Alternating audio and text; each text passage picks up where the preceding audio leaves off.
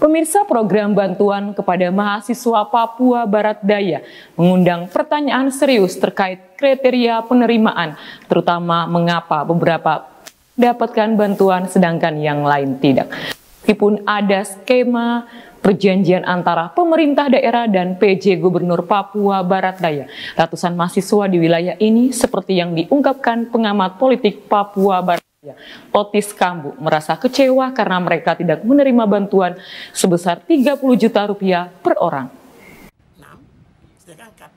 Penting untuk memahami bahwa ketidakjelasan dalam penentuan penerima bantuan menimbulkan pertanyaan serius terkait transparansi dan keadilan. Apa yang menjadi dasar penentuan siapa yang layak dan siapa yang tidak. Otis Kambu sebagai pengamat politik di Papua Barat Daya memberikan pandangan penting terhadap isu ini. Ia memahami perspektif lokal dan memunculkan pertanyaan lebih lanjut tentang bagaimana pengelolaan program bantuan ini dilakukan di tingkat daerah. Ini bertujuan untuk merinci permasalahan yang dihadapi ratusan mahasiswa Papua Barat Daya dan mencari jawaban terkait ketidakjelasan dalam distribusi bantuan. Dinas PDP dan Ibu Ema apa Ibu siapa itu yang mengatur tentang beasiswa, tolong transparansi tentang biaya beasiswa, bantuan studi bagi. Karena bantuan studi berbeda dengan beasiswa. Beasiswa adalah pemberiannya secara kontinu atau terus menerus setiap 3 bulan atau 6 bulan atau 1 tahun atau per bulan. Tetapi kalau bantuan studi kan dikasih sekalian.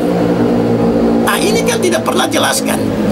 Saya minta supaya Pak PJ tolonglah kita tidak usah main kucing-kucingan.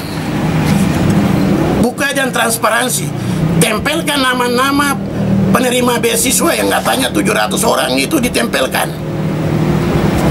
Kedua,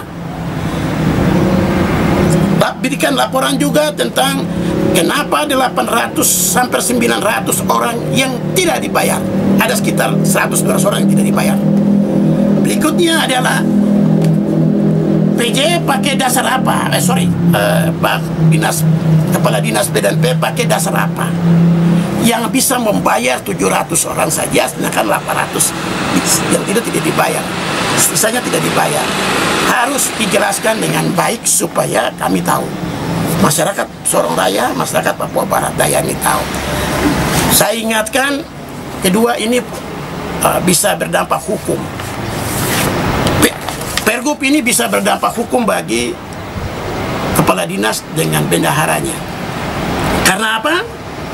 Dana ini dikeluarkan pergub itu punya konsekuensi hukum jika ternyata tidak balance antara pergub yang keluarkan pada zamannya Pak Howai dengan zamannya Pak Yusyor Sirangga. Kepala dinas yang satu mengatakan 896, sedangkan kepala dinas yang satu sekarang ini bilang hanya 700 penerima. Tolong dijelaskan dengan jelas supaya adik-adik ini juga tahu, anak-anak kita ini tahu apakah mereka terkafir atau tidak. Mereka punya hak di provinsi atau tidak, atau hak ini hanya milik orang oknum tertentu saja. Ia berharap analisis ini dapat mendorong pemangku kebijakan untuk mengevaluasi dan meningkatkan transparansi serta keadilan dalam pelaksanaan program bantuan mahasiswa di Provinsi Papua Barat Daya. Semi Finjalang CWN Channel.